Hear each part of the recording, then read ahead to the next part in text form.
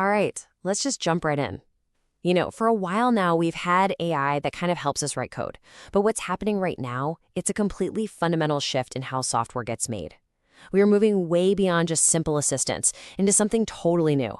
And this could change absolutely everything for developers and creators. And this quote, man, it just nails it. We're not just talking about tools that make us a little bit faster anymore.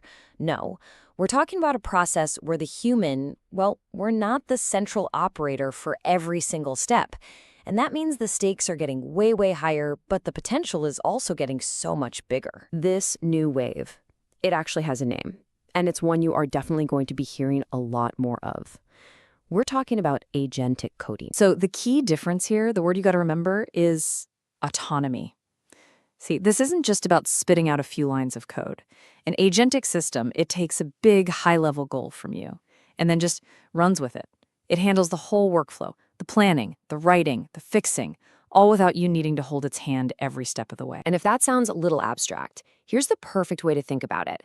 Seriously, imagine having a whole team of junior developers who can plan projects, write all the code, fix their own mistakes, and then push it live. Except this team lives inside your computer and works 24/7 without ever needing a single coffee break. So how is this really different from the AI tools we're all using today? Well, it all boils down to what you, the human, actually give it to work with. This comparison makes it super clear. On the left, you've got what some people are calling vibe coding. That's what we do now, right? We give the AI very specific step-by-step instructions. But on the right, with agentic coding, you give it a mission. You're not telling it how to build that secure login system. You're just telling it to build one. The AI figures out the rest on its own. Now, I know this might sound like something straight out of science fiction, but it is happening right now. So how does an AI actually pull this off? What's the secret sauce that makes an autonomous engineer even possible? The process is actually pretty logical when you break it down. It's like a continuous loop. You start by giving it the goal. The AI then acts like a project manager, breaking that goal down into a concrete plan. Then it executes. It writes the code, tests it, integrates it. But here's the real game changer: self-correction. When it hits a bug, it doesn't stop and wait for you. It debugs its own work over and over until the job is done. It can even deploy the final product. And this whole capability is being built on the shoulders of some really incredible tech. Of course, it starts with powerful large language models, LLMs, for all the reasoning.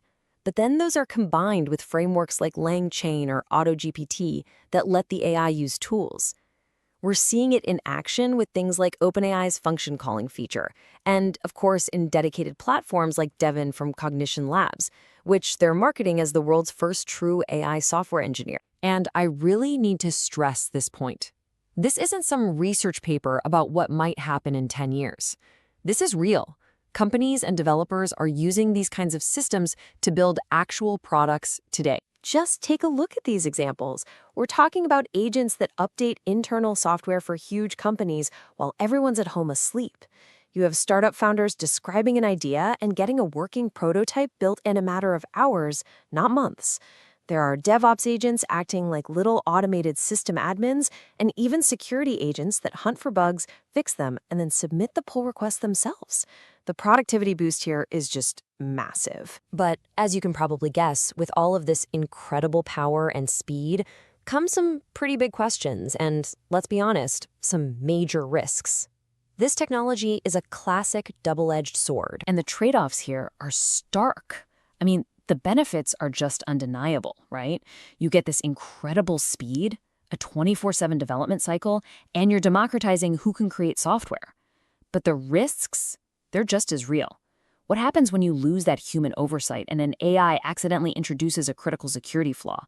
Who's accountable when an autonomous agent ships a bug that costs the company millions? These are the really hard questions, the guardrails we have to figure out, and we have to do it fast. So what does this all mean for the future? Where do we go from here? How does this completely reshape the job of a developer and really the very nature of how we build things? So what's going to happen to developers? Well, the job isn't going away, but it is changing in a really fundamental way. The most valuable skill is shifting away from writing every single line of code and toward becoming more of a project director. Your role is to define the mission, to guide the AI agents, and to be the ultimate verifier of the final product. You're the architect, and the AI agents, they're your construction crew. And that really brings us to the final and maybe the most critical question of all. Is this new world going to augment our abilities and just make us better, more creative builders? Or does it risk turning coding, this beautiful, intricate craft of logic and creativity, into a lost human art? There's no easy answer here, but one thing is absolutely for sure. The way we build our digital world is never, ever going